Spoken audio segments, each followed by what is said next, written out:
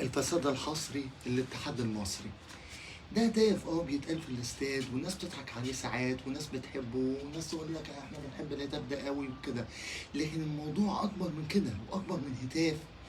احنا بنضحك عليه لما يكون هتاف بيتقال في الاستاد لنقد واقعة بعينها، ماشي اهي بتعدي. لكن لما يكون الهتاف ده بيتطبق عمليا، هنا لازم نقف ونبص ونشوف ونعرف ان ده مش في حاجة غلط، ده في حاجة خطيرة هنا. ليه في حاجة خطيرة؟ لأن احنا لما نشوف ونبص على الدوري المصري ونلاقي الدوري بيتوجه بشكل ممنهج لصالح فريق بعينه، للزمالك بوضوح. ولما راجع عن التاريخ وارجع بالتواريخ زمان وزمان وزمان وزمان وزمان، فلاقي انه الزمالك ما بيكسبش الدوري غير بالطريقة دي.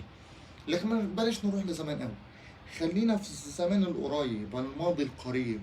خلينا في دوري 2015 والفضايح والكوارث اللي حصلت في دوري 2015 اللي الزمالك كسبه.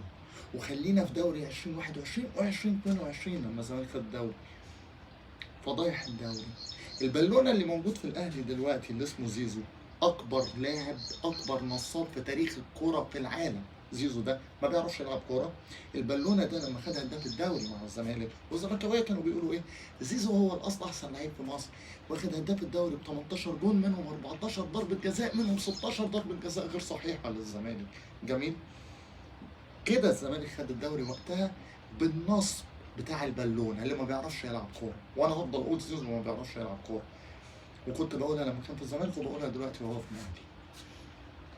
الاتحاد ماشي بطريقه المستشار عايز بطوله، ودلوقتي علشان سحبت ارض اكتوبر فالزمالك عايز بطوله، فانت لازم تدي الزمالك الدوري السنه دي.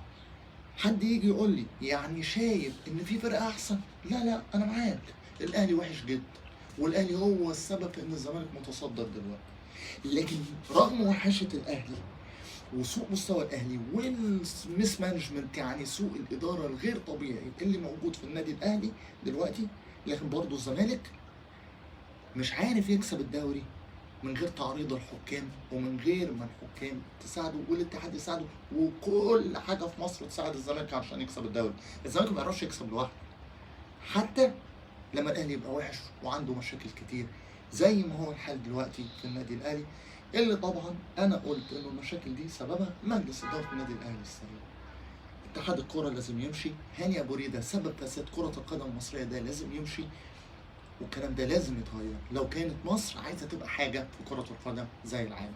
سلام عليكم.